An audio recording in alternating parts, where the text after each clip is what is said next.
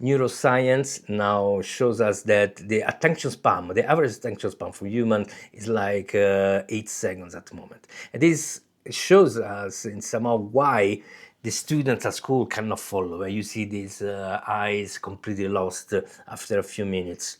So what's happening? If they have 8 second attention span, they can also maximum stay follow you for 10 minutes, and then they are completely lost. So the traditional class that is 1 hour long, where we have the teacher giving this monologue, it's not working anymore. So we don't need to see them as lazy or lack of willpower. We need to understand that what they have developed is a TikTok brain. It's a brain that is being over-optimized for the online platforms. This is somehow it's kind of scary, right? So they optimize so much that they struggle with whatever is outside. They are being optimized so much for their world because their world use a strategy to keep them engaged, and it's working clearly. So what's happening is now they are kind of locked inside the environment, and for them it's really hard to get out, because they struggle actually for anything that is outside the environment.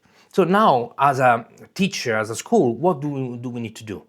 It is about building bridges. It's not about forcing them. It's not about punishing them. It's not say that they're lazy, they're not good. They're people like us, okay?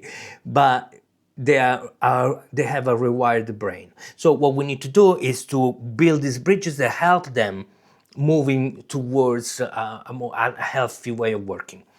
And the study says that a person that is passive is more likely not to pass the exam of the year.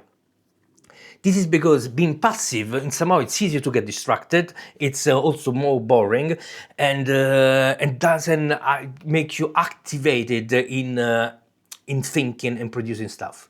So we need to switch into turning them from consumers to producers. Okay, so at the moment in the class, like in the same with the TikTok, they are passive. They are there watching the scrolling, the doom scrolling of TikTok, and they are in the class kind of passive, looking at the teacher that is say something that they don't even fully understand. So how do we turn them into producer? So whatever you're doing, let's say they are reading a book. Okay, the job is to read this book, understanding, and so on. Okay, what we need to do is, instead of making the reading the book the exercise, and maybe write an essay on it, which is the artifact that come out from it, where we mark. Instead of doing this, that is the old way of doing stuff, what we do is now ask them to do like a podcast, where a group of people working together, they need to do a podcast where they talk about this book. Okay, so to talk in a deep way with quality, what they need to do is read the book first of all, okay, but also do research, learn how to ask good questions to each other, learn how to work together, and be active in producing this vlog.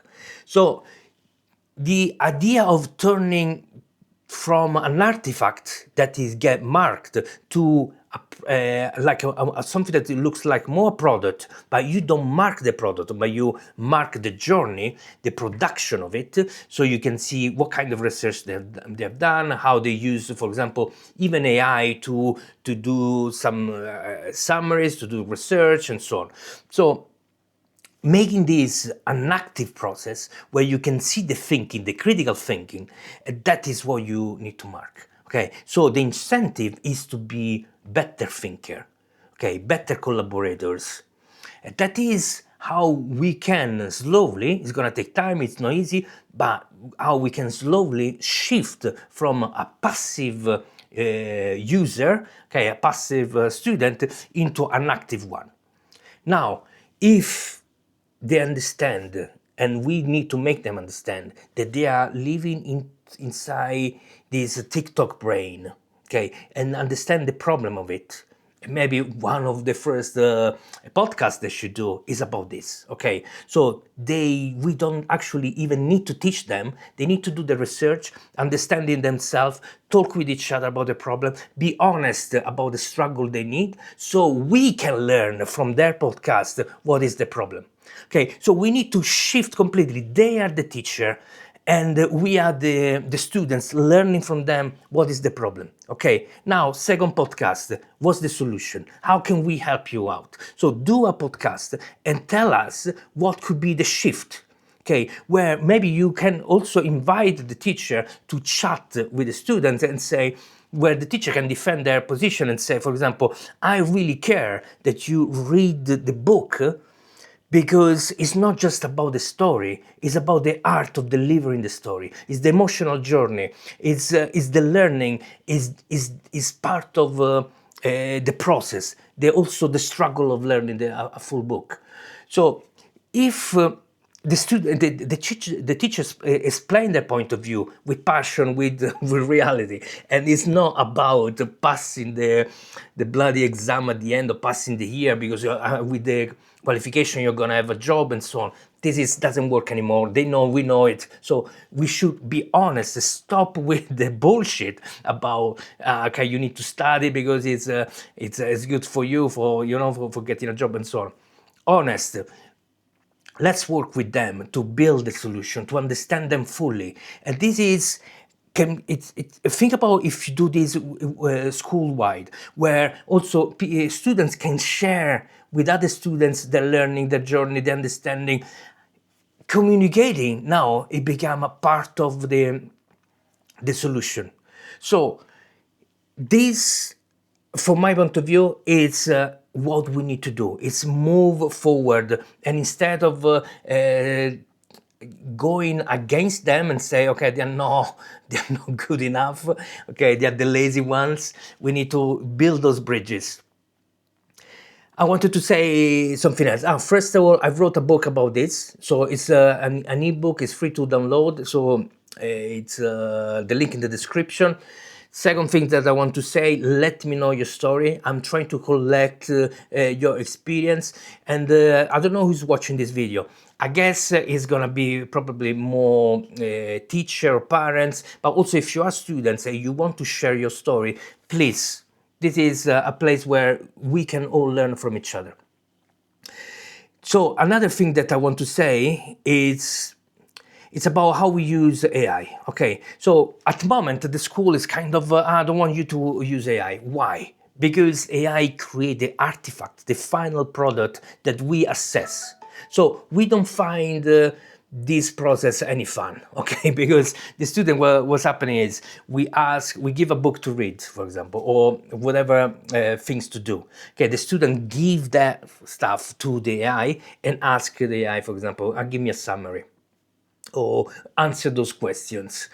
Okay, and whatever. So what we have, write whatever an essay. So whatever the AI produce, then the student give it to us, and then we need to read something that is being written by AI from a lazy user. So it's just the worst thing ever. Okay, we have no evidence that we can prove that is AI generated. All we can see is that students can't really express themselves with so much clarity, but now that you've created this essay, so clear, so well structured and so on. So we have the feeling, a clear feeling, but we have no evidence that is AI generated. So what's happening here now, we have our work become to check the AI work and see if AI didn't hallucinate. So it's terrible. What is needed instead to, because what's happening with the students is doing the cognitive offloading, okay? Offloading the thinking, the critical thinking, the work and so on, is given to the AI. And AI does the job. So we need to create a system where AI is used, because there's nothing wrong with AI, okay? What is wrong is how we use this AI. So we need to create a system where AI is not there for cognitive offload, but is to empower us with tools that we can use to understand better the problem. Okay, so it's not about answering questions, but it's about asking better questions. So it is a, it's AI is a tool that of course can help us with research. I've used, so first of all, if when you know how, when you work with AI in a healthy way, you know when it's time to offload your cognitive and give AI some work to do, and when it's about having AI to be your partner in researching, in understanding, and discovering, and in learning. Okay, so it's this double phase of AI is fine to have, but it needs to be done properly. So if the student learn the other side, which is no cognitive offloading, but it's augmented the cognitive, what you have is you have a tool that can help you see a problem from different perspective, to see the problem fully and deeply. And that helps you say, okay, now that I better understand the problem, thanks to AI, I can give a better answer. I can make a better decision. And if you put AI not as a system that create the artifact, okay, but use AI for the system that help you with the production of the artifact, then the whole thing is, it changes and become much better. So this is my suggestion. It's I know it's not easy, because it's much easier to sit at the desk and talk for an hour and then leave the classroom, okay? Say, okay, I've done my part. Doesn't work anymore. You need to, in somehow, own it and say, okay, it's I'm not building bridges in this way. Okay, I'm just say I'm better than them, and it's their fault if they're not learning. That is an excuse, is a sad one. What we need to understand, that we need to change, not because because they're lazy or because our method is not good enough. We need to change because the world is changed, and we need to change for them. Okay, we do it to help those young minds to to build the future, to build the present that we need.